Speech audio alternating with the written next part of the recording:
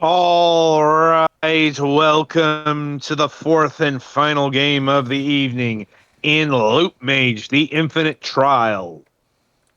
Fight an endless onslaught of foes in this minimalist wizard survival roguelike. Each loop makes you and the horde stronger. How many loops can you survive? Ascend the global leaderboards to claim your glory.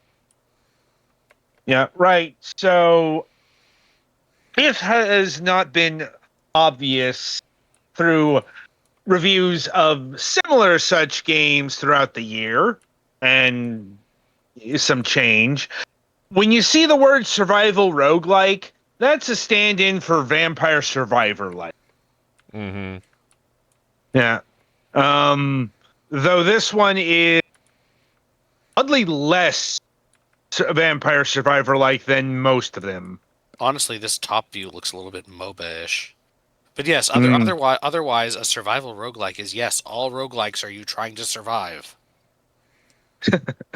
yeah, but what it has in common with Vampire Survivor is, well, the auto attacks. Like, Mm-hmm. because otherwise, the structure is actually fairly different in that, well, it's in there. It's the looping.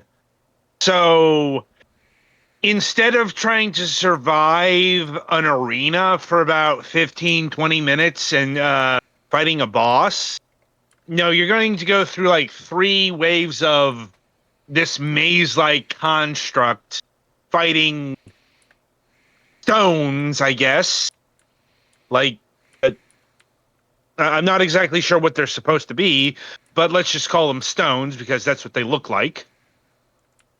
And then once you complete the round, yeah, you're going to loop um, by making yourself and the enemies more powerful.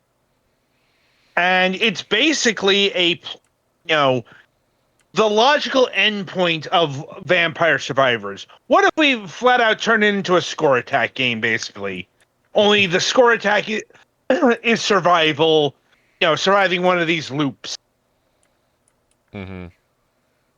And that's really all there is to it, mechanics wise. Um, That's some interesting hit detection you got there, friend. yeah, Also, I don't like the effect it does when your character isn't in view. yeah, that's the part that's really annoying. The blurrovision. Yeah. Um, Like, I. The camera angle is fun for like half a second, but once you start getting obscured and you can't see where your character is compared to others, it makes wanting to move around the arena very discouraged. mm, yeah, but in terms of upgrades, it's pretty typical fare. Different projectiles, more powerful projectiles, um, rotationals, faster projectiles, that kind of thing. Um, Are there any Soundtrack, meta progression elements? no. Ooh. Yeah. Um, which is really what has this game lacking any staying power. Right. Like, because like you've got the upgrade stuff, but that's it. And when you loop, yeah, you upgrade the enemy upgrades, but that only lasts until you die. Mm-hmm. Um, Also, the soundtrack, it's all literal classical music. Like you'll be hearing like Beethoven's Fifth Symphony and other such literal classics. Um,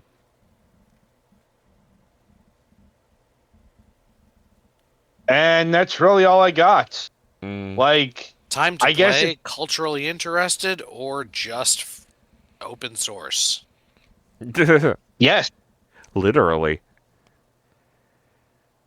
In terms of pricing,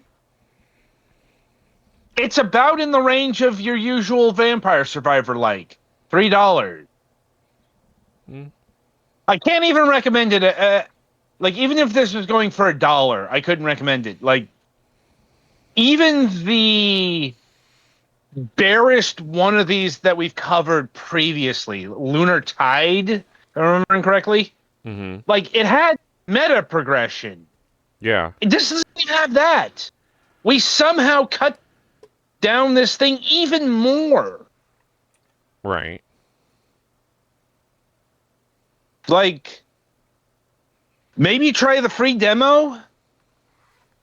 That'll probably wring all the gameplay you need out of this. But to pay actual money, no. Yeah. Like, go, like, we're not lacking for this kind of game. Yeah, and also In Vampire Survivor itself goes on sale regularly for that price. Yeah. If you don't already have So, it. like, this isn't the worst game I've played this year, or we've played this year, but it's the least game I've played, which is kind Yeah. of astounding. Like, I didn't think I'd encounter that after the last one of these, but here we are. It turns out there's still no fucking bottom to this hole. Right then. So that'll about do it for LoopMage. So, and that'll do it for the review session. So coming up on the week ahead. Oh, let me see here. Coming up on Wednesday, April 22nd, we will be welcoming Cody Skillen of Electric Monk Limited, the creators of Strange Brew, which we reviewed not too long ago, like literally not too long ago. So we get to ask why is this game 47 gigs? Why did they try to make this cinematic? And so on and so forth. We do have a new episode of Moonhawk Studios Presents planned, and well, Mac hasn't chimed in with anything, which is a good thing at this point. And we do have a Friday show planned, as we welcoming Jaiware of A Magical Tale Revoked DX. So, minutes since we've covered one of these. Yes, it's a new Game Boy game. As in, it's a new Game Boy using what I presume GB Studio. Right. Also on itch.io. So,